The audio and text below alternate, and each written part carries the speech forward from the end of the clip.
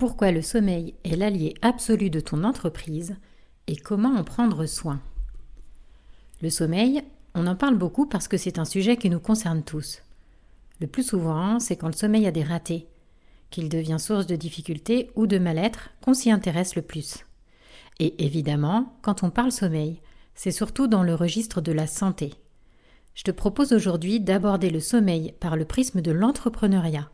Quelles conséquences peut-il avoir sur ton travail, sur ta performance professionnelle et réciproquement? Bienvenue dans Anti-Pitch, le podcast qui donne le temps aux entrepreneurs et entrepreneuses de présenter leur métier en profondeur. Je suis Valérie Sten, hypnologue spécialisée dans l'accompagnement des émotions des dirigeantes et dirigeants et dans les neurosciences cognitives appliquées à ton quotidien entrepreneurial. Ici, tu vas rencontrer des personnes de qualité et trouver des modèles et des conseils pour développer ton activité. J'ai hâte de savoir ce que tu vas retenir de cet épisode.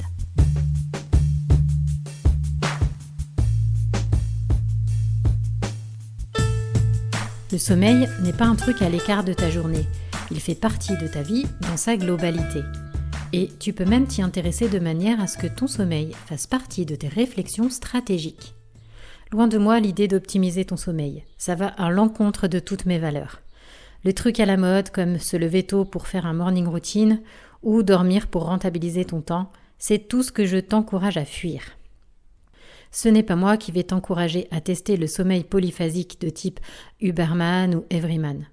J'en profite pour te recommander l'épisode de l'excellent podcast CDLT intitulé « Pourquoi nos leaders sont si éclatés ?» dans lequel Séverine Bavon fait un chapitre génial sur le rapport au sommeil. Dans cet épisode, je vais te montrer pourquoi un bon sommeil est l'un de tes meilleurs leviers entrepreneuriaux, mais pas de la manière dont certains gourous te le vendent. On va voir pourquoi ton activité, si tu n'y fais pas attention, peut saboter ton sommeil. C'est un cercle qui peut être aussi bien vicieux que vertueux. C'est ce qu'on va explorer ensemble. Reste jusqu'à la fin car je te donnerai un exercice pratique concret à mettre en place pour toi. Partie 1. Ce que fait ton cerveau pendant que tu dors. Commençons par un peu de biologie, parce que je crois que quand on comprend vraiment ce qui se passe dans le cerveau pendant le sommeil, on n'a plus du tout envie de le négliger. Premièrement, est-ce que tu connais le système glymphatique ? En gros, c'est le système de nettoyage nocturne de ton cerveau. Pendant que tu dors, ton cerveau active un système de nettoyage appelé le système glymphatique. Le liquide céphalorachidien circule entre les cellules cérébrales et élimine les déchets métaboliques qui se sont accumulés pendant la journée, comme par exemple la protéine bêta-amyloïde qui, lorsqu'elle s'accumule, participe au déclin cognitif sur le long terme. Autrement dit, à chaque fois que tu fais une bonne nuit de sommeil, c'est-à-dire avec un sommeil suffisamment long et profond, ton cerveau se débarrasse des déchets accumulés. Ce nettoyage se fait presque exclusivement la nuit. Rogner sur ton sommeil, c'est empêcher tes éboueurs naturels de ramasser tes poubelles cérébrales. Un cerveau encombré, un cerveau qui a mal dormi, c'est un aller simple direct vers le brouillard mental, des difficultés à penser avec clarté, des prises de décision qui s'enrayent. Deuxièmement, la consolidation des apprentissages et des souvenirs. Tout ce que tu as appris, observé, analysé dans ta journée est en attente de consolidation. Tes apprentissages formels, les cours, les lectures, les entraînements, ou informels, les réunions, les feedbacks clients, les podcasts, passent d'abord par une sorte de buffer. C'est pendant que tu dors, notamment pendant les phases de sommeil lent profond et de sommeil paradoxal, que ton cerveau trie, classe et intègre ces informations en mémoire à long terme. C'est le moment où il grave tout ce que tu as appris, ainsi que tes souvenirs épisodiques, c'est-à-dire les souvenirs de ce que tu as vécu. En clair, si tu rognes sur ton sommeil, après une journée de formation, un atelier ou une phase d'apprentissage intense, tu perds une partie de ce que tu as appris. Le sommeil n'est pas un événement qui vient après l'apprentissage, mais plutôt une partie intégrante du processus d'apprentissage et de mémorisation. Troisièmement, la régulation du cortisol et des hormones du stress. Un sommeil de qualité régule la sécrétion de cortisol, une des hormones du stress. Quand tu dors bien, ton cerveau repart le matin avec un niveau de cortisol adapté. Le matin, lorsque tes rétines captent la lumière du jour, ton corps produit une petite montée d'adrénaline et de cortisol pour t'aider à te mettre en action, pour démarrer le système sympathique. Puis, si tout va bien, les taux de ces hormones baissent progressivement dans la journée. Je simplifie, je pourrais développer l'explication sur l'homéostasie et les rythmes circadiens si ça t'intéresse. Quand tu dors mal, ou trop peu, ce mécanisme hormonal se dérègle. Le cortisol reste élevé trop longtemps, te maintient dans un état d'hypervigilance qui s'accompagne souvent d'une irritabilité accrue, d'une difficulté à déconnecter et d'une réactivité émotionnelle plus forte. Tu peux avoir cette impression de lutter contre toi-même. Quatrièmement, justement, parlons plus précisément de la stabilisation émotionnelle. Le sommeil est l'un des meilleurs régulateurs émotionnels qui existent. Pendant la nuit, l'amygdale, qui est un peu le centre émotionnel du cerveau, est en quelque sorte recalibrée. Une bonne nuit permet littéralement de digérer les émotions difficiles de la journée et de repartir avec une plus grande capacité à prendre du recul. À l'inverse, une mauvaise nuit amplifie les réactions émotionnelles, réduit la tolérance à la frustration et diminue la capacité à gérer les conflits ou les situations d'incertitude. En tant qu'entrepreneur ou entrepreneuse qui vit régulièrement dans l'incertitude, tu vois tout de suite les conséquences que cela peut avoir. Je t'invite à observer également la teneur de tes rêves. Certains rêves sont utiles pour apprendre à traverser certaines situations, à réguler certaines émotions. Si tu souffres de mauvais rêves pendant une période qui te semble durer dans le temps, si des cauchemars trop récurrents te pèsent, ou si tu as des terreurs nocturnes, n'hésite pas à consulter un professionnel. Partie 2. Comment ton activité peut saboter ton sommeil? Voyons maintenant l'autre face du miroir. Parce que si ton sommeil peut avoir un impact sur ton business, la réciproque est vraie. Ton business peut avoir un effet sur ton sommeil. Et lorsque ton sommeil souffre à cause de ton travail, les effets néfastes peuvent s'auto-alimenter dans une boucle négative. Sabotage numéro 1, le stress chronique et les ruminations. L'insécurité financière, les décisions à prendre seul, les clients difficiles, les pics d'activité et tant de choses encore. Tout ça génère un niveau de stress qui peut devenir chronique et qui sollicite le système nerveux de manière excessive. Un cerveau en alerte ne s'endort pas facilement. Pour certaines personnes, s'ajoutent des ruminations qui arrivent justement dans les moments où tu veux te reposer, te déconnecter. Les ruminations arrivent dans les moments de calme parce que c'est le seul moment de la journée où ton agenda ne te dicte plus quoi faire. Et comme dans une journée entrepreneuriale très chargée, le seul moment de calme, c'est souvent celui où tu vas te coucher, c'est quand tu veux dormir que tu rumines le plus. Si les ruminations sont quelque chose de douloureux pour toi, je t'invite à aller voir du côté de mon pack en ligne Stop aux ruminations. Sabotage numéro 2, l'hyperconnexion et les écrans tard le soir. Là, je te parle d'un sabotage sur lequel tu peux agir directement. Si tu fais partie des entrepreneurs et entrepreneuses qui ont tendance à travailler tard pour rattraper, préparer, avancer, cette partie est pour toi. Outre le fait que si tu travailles tard, ton cerveau mettra un certain temps à faire redescendre la pression, un risque important est que tes écrans sont allumés jusqu'à l'heure du coucher. Or, la lumière bleue émise par les écrans stoppe en quelques secondes la sécrétion de mélatonine. C'est une des hormones du sommeil. Et maintient ton système nerveux central en mode éveil. Même 30 secondes pour lire un SMS suffisent à repartir pour de longues minutes d'éveil et provoquer une insomnie. La règle d'or, éteins tes écrans, coupe ton téléphone et baisse les lumières au moins 1 heure avant de te coucher. Et remplace ton téléphone comme réveil par un petit réveil classique ou un bracelet connecté qui vibrera le matin. Tu supprimeras ainsi la tentation de jeter juste un coup d'œil sur tes messages ou tes réseaux avant de dormir. Sabotage numéro 3, rater le train du sommeil, voire lutter contre le train du sommeil. Ton cerveau a une horloge interne précise, basée sur le rythme circadien et l'homéostasie, c'est-à-dire la fatigue accumulée naturellement et sainement au long de la journée. Chaque soir, le signal d'endormissement passe exactement à la même heure. Si tu le rates parce que tu voulais finir ce truc, regarder un épisode, répondre à un mail ou autre, tu manques le train et tu dois attendre le suivant, environ 90 minutes plus tard. Il y a différents profils de dormeurs, les night owls, les early birds et les personnes qui se situent entre les deux. Aucun n'est supérieur à l'autre, ce sont juste des profils différents. Ton profil est naturel. Il dépend de ta physiologie. À toi d'être à l'écoute pour savoir si tu es un night owl, c'est-à-dire un couche-tard lève-tard, ou un early bird, c'est-à-dire un couche-tôt lève-tôt. Vivre à contre-courant de son rythme naturel détériore systématiquement la qualité du sommeil.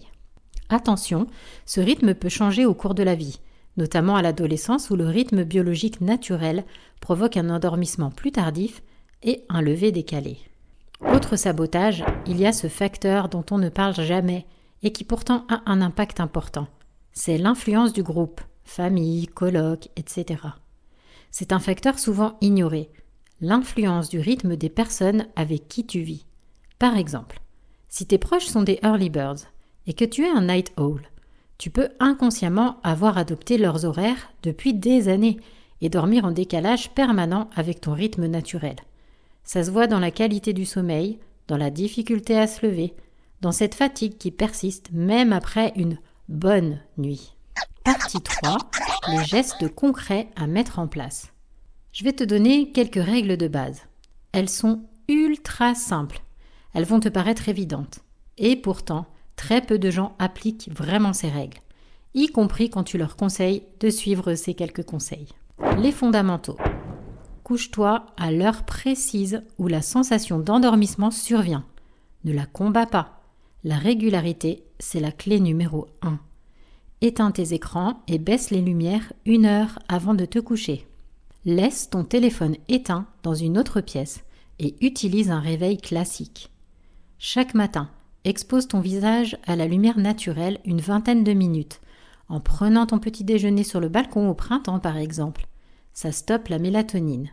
Ça produit de l'adrénaline du réveil et ça recalibre ton rythme circadien pour la journée suivante.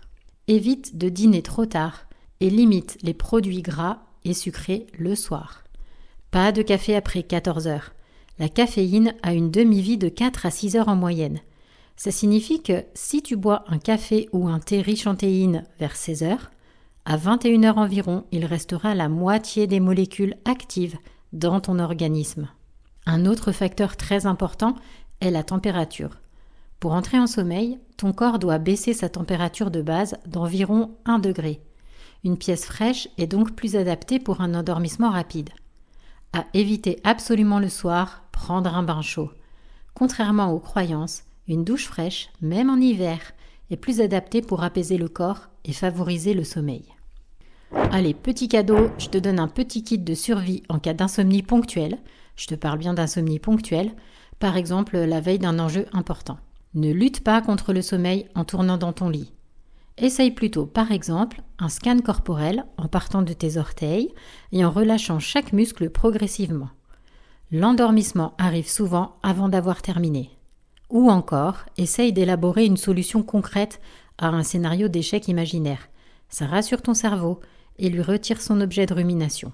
Exemple, si tu as peur de bafouiller devant un groupe lors de ta présentation demain, prévois une petite phrase à réciter pour te détendre ou une petite blague à raconter pour détendre l'atmosphère et gagner la sympathie de ton auditoire. Et si vraiment rien ne fonctionne, autorise-toi exceptionnellement un petit film doudou ou un podcast réconfortant, pas sur ton téléphone, et rien de trop stimulant. Encore mieux, lis quelques pages d'un livre que tu trouves agréable. Faisons le lien entre notre sujet du jour, le sommeil, l'hypnose et les neurosciences cognitives. Ce que je viens de te décrire sur le sommeil et sur la régulation émotionnelle est bien sûr au cœur de ce que je travaille avec mes clients et clientes. Le stress chronique, les ruminations nocturnes, l'hypervigilance, tout ça, ce ne sont pas des défauts de caractère ou de comportement. Ce sont des mécanismes neurologiques bien identifiés. L'hypnose peut agir précisément sur ces mécanismes. Elle peut par exemple recalibrer la réactivité du système nerveux, réduire les ruminations, installer des ancrages qui facilitent l'endormissement. Quand le sommeil s'améliore, tout le reste suit. Une meilleure concentration, des décisions prises plus sereinement, des émotions plus adaptées et mieux comprises. Une confiance en ses capacités plus stable. N'attends pas d'aller mieux pour avoir un meilleur sommeil. Prends plutôt soin de ton sommeil en priorité pour aller mieux. Le voici, le voilà, c'est le moment tant attendu, celui de l'exercice pratique. Faisons ensemble un audit de ton sommeil entrepreneurial. Quelle est la vraie qualité de ton sommeil et quel effet a ton activité sur celle-ci? Prends une feuille de papier ou ton carnet préféré ou ton appli de prise de notes. Nous allons passer en revue 4 dimensions. Oui, bon, ça va. Première dimension, mesure la quantité. Sur les 7 derniers jours, note l'heure à laquelle tu t'es couché et celle à laquelle tu t'es levé. Note ensuite pour chaque jour l'heure à laquelle tu t'es endormi et l'heure où tu t'es réveillé. Calcule la moyenne de temps passé au lit et la moyenne de temps de sommeil. Est-ce que tu dors moins de 7 heures par nuit? En dessous de ce seuil, les effets cognitifs et émotionnels décrits dans cet épisode peuvent commencer à se manifester. Pour un adulte, le temps de sommeil moyen préconisé est de 8 heures. Évidemment, il existe des gros dormeurs qui ont besoin de 9 à 10 heures et des petits dormeurs pour qui 6 à 7 heures suffisent. Ce minimum de 7 heures est un repère, mais il est à mettre en perspective avec ce que tu connais de toi et de ton besoin personnel en quantité de sommeil. Deuxième dimension, identifier tes saboteurs professionnels. Parmi ces facteurs, coche ceux qui te concernent. Travail ou écran après 21 heures. Rumination ou anxiété liée à l'activité au moment de dormir. Téléphone allumé près du lit. Horaire de lever, coucher qui varie selon les jours. Insécurité financière générant du stress diffus. Tu travailles parfois depuis ta chambre, ce qui fait qu'elle n'est plus un espace que ton cerveau identifie comme celui du sommeil. Chaque case cochée est une piste d'action pour toi. Troisième dimension, identifie ton profil. Es-tu plutôt night owl ou early bird? Pose-toi cette question honnêtement. Si tu n'avais aucune contrainte externe, ni réunion, ni famille ou colloque, ni obligation, à quelle heure te coucherais-tu naturellement? À quelle heure te lèverais-tu? Compare avec tes horaires réels. L'écart entre les deux est ce qu'on appelle le jet lag social, et il a des effets mesurables sur la qualité de ton sommeil. Quatrième dimension. Oui, ok, j'arrête. Évalue l'impact sur ton activité. Dans cette partie, tu vas faire le lien entre ces deux domaines, ton sommeil et ton travail. Rappelle-toi la dernière fois où tu as mal dormi plusieurs nuits de suite. Comment évalues-tu les décisions que tu as prises pendant cette période? Comment était ta patience, avec tes clients par exemple, ou face aux imprévus ou aux tâches rébarbatives? À quel point parvenais-tu à te concentrer sur les tâches? Est-ce que tu procrastinais plus? Comment était ta créativité? Note 3 situations concrètes où un mauvais sommeil a eu un coût professionnel visible. Je te donne quelques exemples. Tu as eu un peu plus souvent recours à l'IA pour rédiger tes posts après une nuit agitée. Tu étais de mauvaise humeur en fin de journée et ton rendez-vous avec la banque pour ton prêt a été plus compliqué que prévu parce que tu t'es réveillé trop tôt et que tu n'as pas réussi à te rendormir à cause des ruminations. Question finale, celle qui va te permettre de te mettre tout de suite en action. Parmi tes saboteurs, identifiés à l'étape 2, quelle est la première chose que tu pourrais modifier dès cette semaine? Une seule, concrète, faisable. Pense à me dire en commentaire quelle action tu as choisi de mettre en place pour toi. Et si tu as des questions ou si tu as besoin d'un conseil, je serai très contente d'y répondre. Conclusion. Le sommeil n'est pas quelque chose que tu peux sacrifier pour mieux réussir ou pour gagner du temps. C'est au contraire une des conditions de ta réussite. Ton sommeil est une base pour ta santé mentale et physique, dont il faut absolument prendre soin. Si tu dors mal depuis trop longtemps et que tu suspectes que le stress ou les ruminations liées à ton activité en sont la cause, tu peux faire appel à un professionnel, comme moi par exemple, car le sommeil est un de mes sujets de prédilection. La semaine prochaine, je te parlerai de 2 bouquins, un que j'ai adoré et un que j'ai détesté. Ça te permettra de faire le tri dans tes lectures. Alors, tu seras là ?